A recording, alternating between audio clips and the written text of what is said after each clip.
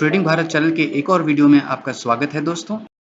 तो दोस्तों सभी को जिस खबर का बेसब्री से इंतजार था वो फाइनली हमारे सामने आ चुकी है। एचडीएफसी बैंक के क्वार्टर 2 के रिजल्ट्स हमारे सामने आ चुके हैं। नेट प्रॉफिट की अगर बात करें दोस्तों तो 15,976 करोड़ रुपए का नेट प्रॉफिट कंपनी ने सेकंड क्वार्टर में कमाया है, जो कि पहला क्वार्टर है अगर हम उनके मर्जर के बाद से बात करें तो। नेट इनकम फ्रॉम इंटरेस्ट की अगर बात करें दोस्तों तो 27,385 करोड़ रुपए की नेट इंटरेस्ट इनकम्स कंपनी ने कमाई है। अगर सीएनबीसी टीवी 18 के जो प्रोजेक्टेड पोस्ट थे यानी एक्सपेक्टेशंस थी उनकी बात करें दोस्तों तो 28,187 करोड़ रुपए की एक्सपेक्टेशंस की गई थी, जिसको कहीं ना कहीं थोड़ा बहुत मिस कर दिया है कंपनी ने। लेकिन सिर्फ इतनी सी जानकारी से काम नहीं चलेगा, हमें डिटेल में देखना पड़ेगा इनके रिजल्ट्स के पूरे एनालिसिस को कि क्या क्या रेवेन्यूज कैसे हैं, प्रॉफिट्स कैसे हैं और बाकी चीजें भी। तो चलिए चलते हैं डिटेल एनालिसिस पे। तो दोस्तों हम आ चुके हैं हमारे डिटेल्ड एनालिसिस चार्ट पे। हम देख सकते हैं अगर हम बात करें सितंबर 2022 की यानी कि पिछले साल के इसी क्वार्टर की, तो कंपनी की जो ऑपरेटिंग इनकम्स हैं वो 32,629 करोड़ रुपए की थी। और जबकि इस साल के इस क्वार्टर में कंपनी की जो नेट इनकम फ्रॉम ऑपरेशंस है या यूं कह लीजिए कि नेट इंटरेस्ट इनकम्स हैं वो 56,896 करोड़ रुपए की हो चुकी हैं, जिसमें हमें 74% की बढ़त देखने को मिली दोस्तों। ये एक बहुत ही बड़ी जो कह सकते हैं इंप्रूवमेंट कहीं ना कहीं हमें प्रॉफिट रेवेन्यूज में दिखाई दे रही है। अगर हम बात करते हैं प्रॉफिट्स की दोस्तों तो प्रॉफिट्स हम देख सकते हैं कि 11,162 करोड़ रुपए पिछले साल के इसी क्वार्टर में कंपनी ने नेट प्रॉफिट्स कमाए थे, जबकि वो बढ़ करके अब 17,312 करोड़ रुपए हो चुके हैं। तो यहाँ पे हमें 55% की बढ़त देखने को मिल रही है दोस्तों। अगर हम इस साल के पिछले क्वार्टर से कंपेयर करें दोस्तों तो 12,403 करोड़ रुपए का प्रॉफिट कंपनी ने कमाया था, जिसमें हमें 39.58% की बढ़त देखने को मिल रही है दोस्तों। लेकिन अगर बैंकिंग कंपनी है और एनपीए से बात ना की जाए तो फिर ये कहीं ना कहीं बात अधूरी रह जाती है दोस्तों। तो पूरी करने के लिए चलिए एनपीए का भी एनालिसिस कर लेते हैं। पिछले साल के इसी क्वार्टर में कंपनी का जो एनपीए था वो 1,83,000 करोड़ रुपए के आसपास का था, जो कि अब घट करके सिर्फ 31,577 करोड़ रुपए रह गया है। अगर हम पिछले क्वार्टर से बात करें तो 19,064 करोड़ रुपए का एनपीए था, जो कि बढ़ चुका है लगभग 65%। तो अगर हम पिछले क्वार्टर से देख रहे हैं तो एनपीए बढ़ा है, लेकिन अगर हम पिछले साल के इसी क्वार्टर से देख रहे हैं तो एनपीए में काफी अच्छी कमी हमें आती हुई दिखाई दे रही है। लेकिन ये ग्रॉस का डेटा है। नेट एनपीए की अगर बात करें दोस्तों तो नेट एनपीए में पिछले साल के इसी क्वार्टर में 4,882 करोड़ रुपए का एनपीए था, जो कि अब बढ़ करके 8,072 करोड़ रुपए हो गया, यानी कि हमें 69% की बढ़त देखने को मिल रही है अगर हम पिछले साल के इसी क्वार्टर से कंपेयर करते हैं तो। साथ ही अगर हम ठीक पिछले क्वार्टर से यानी कि अप्रैल से जून क्वार्टर को 2023 के क्वार्टर से कंपेयर करते हैं तो 4,776 करोड़ रुपए का कहीं ना कहीं एक एनपीए था, नेट एनपीए था, जो कि बढ़ करके 8,000 यानी 65% की बढ़त हमें देखने को मिल रही है। अगर हम ग्रॉस एनपीए को का परसेंटेज देखें दोस्तों कि कंपनी के टोटल एसेट्स में से कितने परसेंट ग्रॉस एनपीए में कंपनी के चल रहे हैं, तो फिलहाल अगर हम देखें पिछले साल सितंबर में 1.23% था, दिसंबर क्वार्टर में भी 1.23% ही था, मार्च क्वार्टर में ये घट करके 1.12% हो गया, जून क्वार्टर में भी 1.17% था, यानी कि लगभग एक कांस्टेंट इसका हिसाब किताब चल रहा था। लेकिन फिलहाल हमें थोड़ा बहुत इसमें बढ़त देखने को मिल रही है। 1.34% जो है एनपीए कंपनी का ग्रॉस परसेंटेज में चल रहा है, जो कि अगर हम पिछले साल के इसी क्वार्टर से कंपेयर करें तो 8.94% बढ़ चुका है। ये एक थोड़ी सी नेगेटिव खबर है दोस्तों। अगर हम एनपीए को देखें, एनपीए जो है वो नॉन परफॉर्मिंग एसेट्स होते हैं, जो कि किसी भी कंपनी के एक तरीके से कह लीजिए बैंकिंग कंपनी के जो फंसे हुए पैसे हैं या जो उनके फंसे हुए एसेट्स हैं उनकी एक आंकड़े को दर्शाते हैं। तो इस तरीके से अगर देखा जाए कि ज्यादा अगर ये आंकड़े फंसे पैसों के हमें दिखाई देते हैं तो कहीं ना कहीं एक नेगेटिविटी भी एक नेगेटिव इम्पैक्ट इन्वेस्टर्स के मन में जाता है कि इससे कंपनी अपने जो पूरे रिसोर्सेज हैं उनका यूटिलाइजेशन नहीं कर पा रही है। लेकिन फिर भी दोस्तों ओवरऑल हमें कई जगहों पर प्रॉफिटेबिलिटी दिखाई दे रही है, बढ़त दिखाई दे रही है। अगर हम बात करें प्रोविजंस की दोस्तों तो कंपनी ने प्रोविजंस में भी हमें पिछले साल के मुकाबले काफी कमी करते हुए दिखाई दी है। सितंबर 2022 में 3,765 करोड़ रुपए का प्रोविजन एंड कंटिजेंसीज में कंपनी ने रखा हुआ था अमाउंट, जो कि अब घटा करके 3,311 करोड़ रुपए का हो चुका है, जिसमें 12% की कमी आती हुई दिखाई दे रही है। तो इस तरीके से हम देख सकते हैं दोस्तों कि प्रोविजंस में भी कहीं ना कहीं कमी की गई है, जिसकी वजह से प्रॉफिट्स मेंटेन तो हो चुके हैं, बढ़िया प्रॉफिट्स भी हमें दिखाई दे रहे हैं। लेकिन दोस्तों क्या ये जो आंकड़े हैं ये बाजार को पसंद आएंगे कि नहीं, ये तो देखने वाली बात होगी दोस्तों। फिलहाल कल देखने को मिलेगा कि इस खबर का क्या पड़ता है एचडीएफसी बैंक के शेयर्स के दामों पे असर। हालांकि हम देख सकते हैं कि लगातार पिछले कुछ दिनों से वॉरफेयर को लेकर के और दूसरे भी जो नेगेटिव सेंटिमेंट्स इंटरनेशनल मार्केट में चल रहे हैं उसको लेकर के एचडीएफसी बैंक के शेयर में हमें लगातार गिरावट देखने को मिल रही है। साथ ही साथ और भी बहुत सारे बड़े स्टॉक्स में हमें गिरावट देखने को मिल रही है।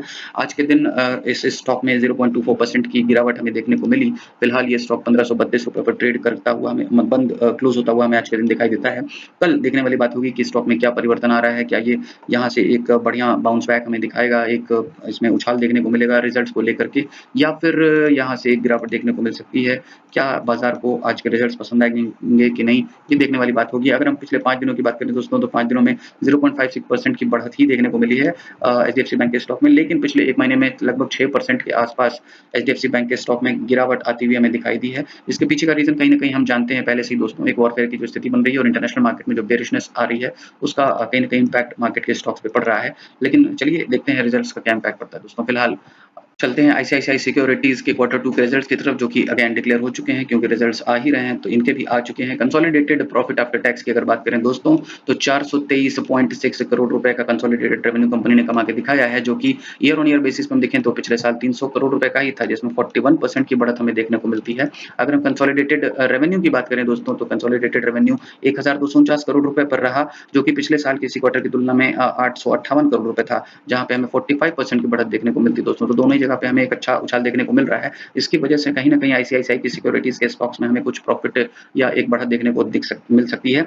जो consolidated profit before taxes, depreciation and interest होते हैं, उनके बारे में अगर बात करें दोस्तों, तो 810 करोड़ रुपए का प्रॉफिट कंपनी ने बनाया है टैक्सेस और डेप्रिसिएशन से पहले, जो कि पिछले साल इसी क्वार्टर में 523 करोड़ रुपए का था, जिसमें हमें 55% की बढ़त देखने को मिल रही है। तो ईबिटा में भी हमें कहीं न कहीं बढ़त देखने को मिल रही है दोस्तों। अगर हम मार्जिन्स की बात करें, तो पिछले साल मार्जिन्स में हम देख सकते हैं कि 61% था मार्जिन कंपनी का, जो कैश मार्जिन होता है, जो कि इस साल बढ़कर के 64.8% हो चुका है। तो ओवरऑल हर चीज में हमें पॉजिटिविटी आईसीआईसीआई सिक्योरिटीज के परफॉर्मेंस में दिखाई दे रही है। क्या होगा इसके स्टॉक के ऊपर असर कल के दिन हमें देखने को मिलेगा। फिलहाल चलते हैं इनके आज के स्टॉक्स के जो चार्ट्स के ऊपर जरा सा गौर कर लेते हैं।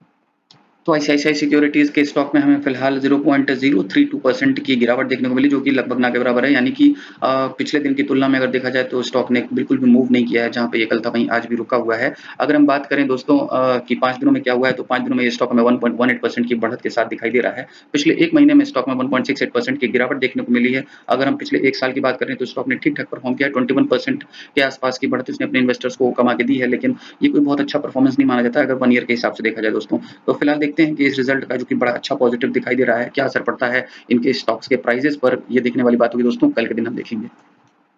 रिजल्ट्स की कड़ी में दोस्तों जियो फाइनेंशियल सर्विसेज के भी क्वार्टर 2 के रिजल्ट्स आ चुके हैं। कंसोलिडेटेड रेवेन्यू की अगर बात करें, 608 करोड़ रुपए कंपनी ने कंसोलिडेटेड रेवेन्यू कमाया है, जो कि पिछले साल के इसी क्वार्टर की तुलना में, जो कि 414 करोड़ रुपए था, 46.9% की बढ़त के साथ हमें दिखाई दे रहा है।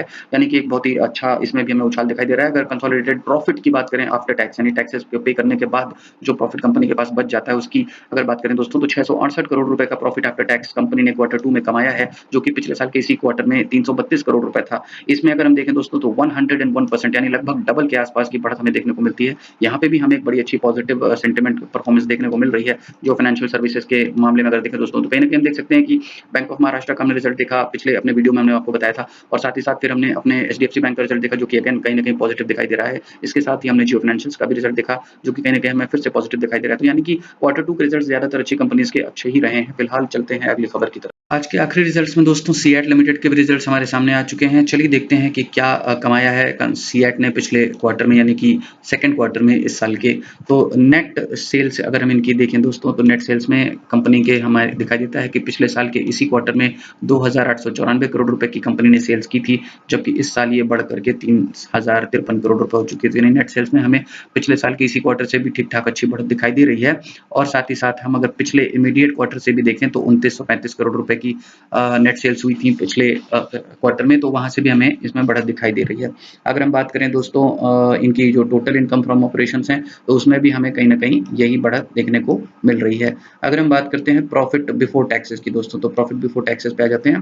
प्रॉफिट बिफोर टैक्सेस में अगर हम गौर से देखें दोस्तों, तो 88 करोड़ रुपए का प्रॉफिट बिफोर टैक्स पिछले साल किसी क्वार्टर में कंपनी ने कमाया था, जो कि अब बढ़ करके प्रॉफिट बिफोर टैक्स हो चुका है 331 करोड़ रुपए का। तो कहीं ना कहीं हमें पिछले साल के इसी क्वार्टर से बड़ी अच्छी बढ़त हमें प्रॉफिट बिफोर टैक्सेस में भी दिखाई दे रही है। साथ ही साथ अगर हम ठीक पिछले क्वार्टर यानी मार्च से जून अप्रैल से सितंबर क्वार्टर की बात करें दोस्तों, तो 266 करोड़ रुपए का कंपनी ने प्रॉफिट बिफोर टैक्स कमाया था, जिससे अगेन हमें फिर बढ़त देखने को मिल रही है, क्योंकि यहाँ से भी एक अच्छा इंप्रूवमेंट हमें फिलहाल इस क्वार्टर में आता हुआ दिखाई दे रहा है।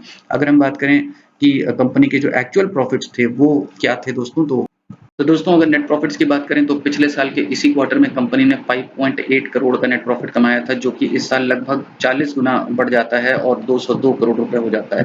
तो बहुत ही ज़बरदस्त बढ़त कंपनी ने नेट प्रॉफिट में अगर पिछले साल के सेम क्वार्टर से कंपेयर किया जाए तो की है। और साथ ही साथ अगर हम ठीक पिछले क्वार्टर से कंपेयर करें तो कंपनी के नेट प्रॉफिट्स रहे 146 करोड़ रुपए, जिसमें अगेन हमें बहुत ही अच्छा बूस्ट देखने को दिखाई दे रहा है, यानी कि 146 करोड़ से सीधे 202 करोड़ रुपए के नेट प्रॉफिट्स कंपनी ने अचीव कर लिए हैं। तो बहुत ही अच्छा परफॉर्मेंस सीएट की तरफ से भी हमें आता हुआ दिखाई दे रहा है, यानी कि आज के रिजल्ट्स में लगभग सारी ही कंपनीज ने बहुत ही अच्छा परफॉर्मेंस हमें दिखाया है।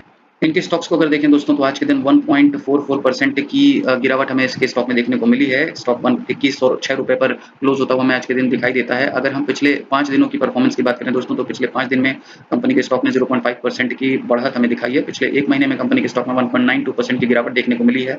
और अगर हम पिछले 1 साल में देखें दोस्तों तो स्टॉक ने लगभग 40% की बढ़त अपने इन्वेस्टर्स को कमा के दी है। फिलहाल अगर चार्ट को देखा जाए तो यहाँ से एक कंसोलिडेशन फेज ही चलता हुआ हमें दिखाई दे रहा है। क्या इस बढ़िया प्रॉफिट के आने के बाद यहाँ से एक बूस्ट दिखाई देगा या नहीं दिखाई देगा, एक बाउंस बैक दिखाई देगा या नहीं दिखाई देगा दोस्तों, ये तो देखने वाली बात होगी। फिलहाल ऐसी उम्मीद तो की जा सकती है कि कंपनी के स्टॉक्स में भी बढ़त हमें देखने को मिल सकती है, लेकिन क्योंकि इंटरनेशनल मार्केट का सेंटिमेंट काफी डाउनवर्ड चल रहा है और क्योंकि सीएट कंपनी ज्यादातर टायर्स बनाती है, तो ऐसे में क्या इनके टायर्स की डिमांड बढ़ेगी या नहीं बढ़ेगी, ये भी दोस्तों एक देखने वाली बात होगी। फिलहाल अच्छे रिजल्ट्स की वजह से कुछ तो हमें बढ़त देखने को मिल सकती है, एक शॉर्ट टर्म के लिए सही, 2-4 दिन के लिए सही, लेकिन एक उम्मीद की जा सकती है। फिलहाल दोस्तों आज के लिए खबरों में इतना ही, मिलते हैं किसी अन्य जानकारी के साथ किसी अन्य वीडियो में, तब तक के लिए धन्यवाद।